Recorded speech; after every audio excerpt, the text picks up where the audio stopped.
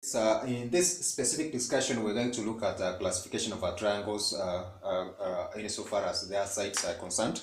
And of course, given from basic introduction to geometry, I'd say that we can be able to give what we refer to as a segment using those two specific endpoints. And therefore, we say that we can be able to describe a line using, or rather array using that specific point. And therefore, from that one, we say that a combination of two rays which are having a common point at this specific, perhaps I can just give it as such, AB, having a common point O, and therefore that's going to form what we refer to as an angle. And from this one, of course, we can develop another concept whereby we're going to have three different points which are going to form segments. And if we consider a case of perhaps a line or a segment that is, or just use a line, AP, we can have different points along this line, which of course we described as a point, perhaps this one be AC. So if we have a point B at this specific point, then therefore we can be able to describe a point ABC as collinear. And collinear means these points are, of course, are going to lie on the same line given as such.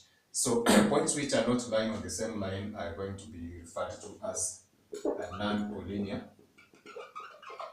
And therefore, from this specific aspect, we're going to have the concept of a triangle, which is a three-sided figure consisting of three segments, or rather 3 points which are non-collinear given as such. So therefore, we can be able to describe a triangle as a figure that is going to have three vertices or points which are non-collinear. Now, from this specific aspect, then therefore we can be able to describe a characteristic of a triangle, whereby I've said that it's going to consist of three vertices which are going to be points that are non-collinear. And of course, it consists of three segments, AC, CB, and AB, respectively given as such, which sometimes we may refer to as the sides. So therefore, AC is a side, CB is a side, AB is another side, respectively. Now, from that one, I've talked about the concept of an angle. This triangle is going to consist of three three angles which basically might be the same or not the same.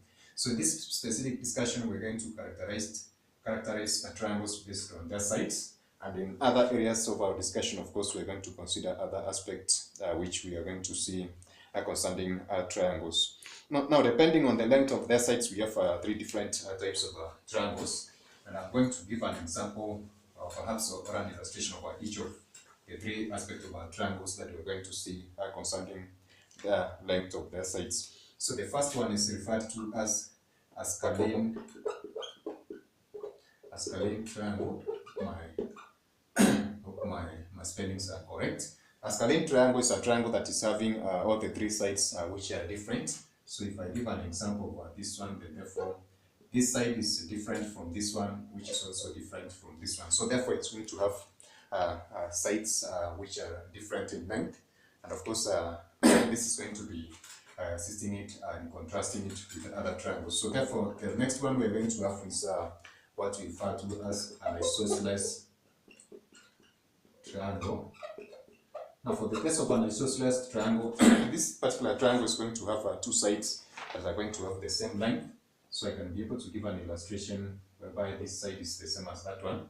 And for an isosceles triangle, it's going to consist of a side that is, let me just give it as ABC.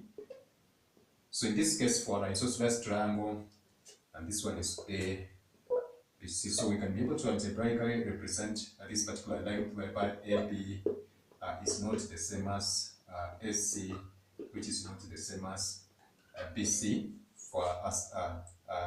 This particular scalene triangle. Now, for an isosceles triangle, we're going to see that AC is equivalent to CB, of course, and the two are not equivalent to AB, that specific order. So two segments are going to be, or two sides are going to be equal, but the last one is not going to be equivalent to the second two. So lastly, we're going to look at a case of what we refer to as an equilateral triangle. And this is going to be a triangle that is going to have the three sides which are going to be given as equal as such. So we're trying to look at the three aspects of so I've said that this last one, which is this equilateral triangle, whereby AB and AC is equivalent to AB, which is equivalent to so this is equivalent to BC respectively. So this is the case for algebraic representation of the sides of this specific equilateral triangle. And then we're going to see that this specific kind of classification depending on sides is going to give us an overall view of other triangles, whereby a triangle is either going to be an isosceles equilateral or scalene depending on the length of their specific sides, as we're going to see later. So this is going to assist us in trying to describe various triangles. In case we mention the concept of an equilateral, scalene, or an isosceles triangle, then we're going to refer to that one depending on its number of sides. So I hope that we have understood how we can be able to classify triangles depending on their number of sides in these three specific categories for equilateral, scalene, and isosceles respectively. So catch us in our next video as we're going to look at a different aspect of classification of triangles, perhaps on their angle, measurements, and other areas as we're going to see. So that is it for now, guys. Bye. Catch us in our next video. God bless you.